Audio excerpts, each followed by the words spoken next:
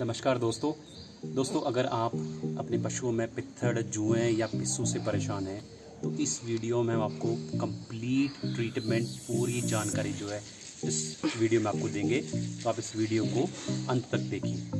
किसान भाइयों, जैसा कि आप देख सकते हैं, पित्थड़ चीड़न जो है वो हमारे पशुओं के लिए बहुत घातक सिद्ध हो सकते हैं। ये छोटे छोटे पित्थड़ जो हैं ये पशु की त्वचा में जमकर पनप कर इनका दिन भर जी भर कर खून चूसते हैं और पशु हमारा कमज़ोर हो जाता है, इसे एनीमिया हो जाता है, दुग्ध उत्पादन में कमी हो जाती है और पशु के अंदर एक तनाव जो है वो हमेशा चलता रहता है।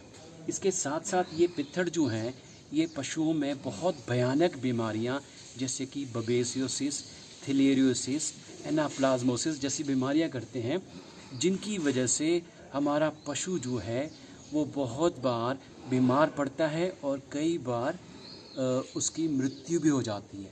तो इन पित्थड़ों पर जो है हमें कंट्रोल पाना बहुत ज़्यादा ज़रूरी है, नहीं तो ये हमारे पशुधन को, हमारे दुग्ध उत्पादन पर बहुत ज़्यादा हानि जो है वो डालते हैं। तो पहले हमें इस समस्या के बारे में समझना है कि ये समस्या आती कहाँ से है। देखिए, ये जो हमारे पित्थड़ हैं इनका जीवन चक्र ऐसा है कि ये पशु का खून चूसते हैं। खून चूसने के बाद ये पित्थड़ जो हैं इनका साइज़ बड़ा हो जाता है और ये नीचे गिर जाते हैं। नीचे गिरने के बाद ये बहुत सारे अंडे देते हैं और फिर वो अंडे फिर से दूसरे पशुओं में या इन्हीं पशुओं में जो है वो चिपकते हैं और इस तरह से जो इन पित्थड़ों का जो नंबर है, संख्या है, वो बहुत ज़्यादा बढ़ती जाती है। तो इसके लिए हम क्या कर सकते हैं, सबसे जो आसान तरीका है वो मैं आपको बताऊंगा। उसके लिए आप क्या करें कि इसको जो है पित्थड़ों को आप हाथों में ग्लव्स पहनकर और चिमटे या प्लकर के थ्रू आप इन पित्थड़ों को एक कागज़ में या एक पत्ते में इकट्ठा कर लें और फिर उनको आप जला दें। ये सबसे आसान किफ़ायती तरीका है और मैं ये कहूँगा कि वातावरण के लिए भी सबसे बढ़िया तरीका, सबसे आसान तरीका ये है। क्योंकि बहुत बार क्या होता है कि जब हम दवाइयों का इस्तेमाल करते हैं तो ये जो दवाइयाँ हैं वो जब बार बार इस्तेमाल करते हैं तो उनकी वजह से ये जो पित्थड़ है उनमें रेसिस्टेंस का प्रॉब्लम आ रहा है, उन दवाइयों का असर जो है वो कम हो रहा है और कुछ ही सालों में ऐसा टाइम आ जाएगा कि जब इन पित्थड़ों पे वो दवाइयाँ जो हैं वो असर नहीं करेंगी। तो हमें दवाइयों का उपयोग कम से कम करना है।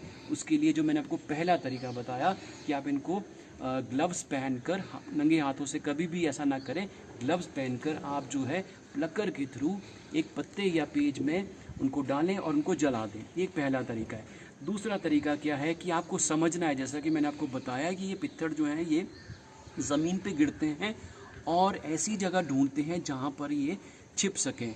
तो वो जगह ऐसी रहती है हमारी पशुशाला में जहाँ पे हमारे दीवारों में जो है छेद होंगे, दरारें होंगी या अंधेरा होगा या कूड़ा कबाड़ होगा, भूसा होगा, गोबर होगा, वहाँ पर ये छुप जाते हैं। तो उसके लिए हमें पशुशाला को एकदम साफ़ सुथरा रखना है। उसको हम क्या करें कि पशुशाला को हम फिनाइल से साफ़ करें, उसको बिल्कुल सूखा रखें जहाँ पे हम पशु को बांधते हैं, तब इनके जो है पनपने की संभावना जो कम हो जाएगी। पशुशाला हमारी हवादार रहे, वहाँ पर जो है सूर्य की किरणें पड़े। तो ये दूसरा तरीका मैंने आपको बताया। तीसरा तरीका है कि जो आप दवाइयाँ आप स्प्रे करते हैं उसमें मैं ज़्यादा नहीं जाऊँगा। वो दवाइयाँ आप जो है पशु चिकित्सक की सलाह पे, जैसे कि आप डेल्टामेथ्रिन, साइपरमेथ्रिन, इस तरह के स्प्रे आप करते हैं, आजकल टीके भी लोग लगवा रहे हैं, वो तीसरा तरीका है। चौथा तरीका क्या है कि हम अपने आसपास जो है आप मुर्गी पालन आप कर सकते हैं। 3-4 मुर्गियाँ आपने रख ली तो मुर्गियों के लिए जो है एक अच्छी खुराक जो है वो तैयार हो जाती है। और जो पांचवा तरीका है जो कि आयुर्वेदिक तरीका है, उसमें हम जो 2 चीज़ें हम इस्तेमाल कर सकते हैं। नीम का पेड़ या दरेक का पेड़ जो है वो बहुत आराम से हमारे आसपास मिलता है।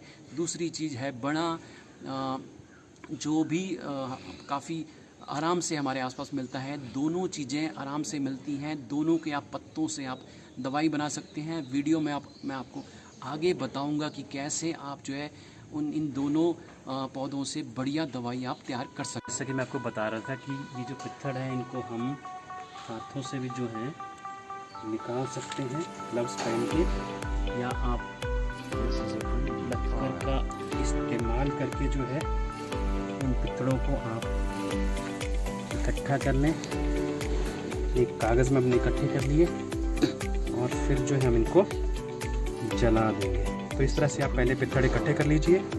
आप ग्लव्स पहनिए या प्लकर का इस्तेमाल कीजिए, चिमटे का इस्तेमाल कीजिए, ऐसे कागज़ में इकट्ठी कर लीजिए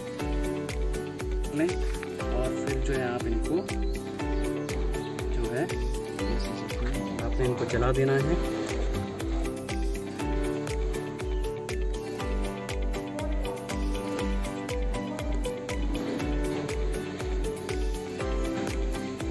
तो जलाने के बाद जो है ये बिल्कुल भी ये हमारा सस्ता और कारगर तरीका जो है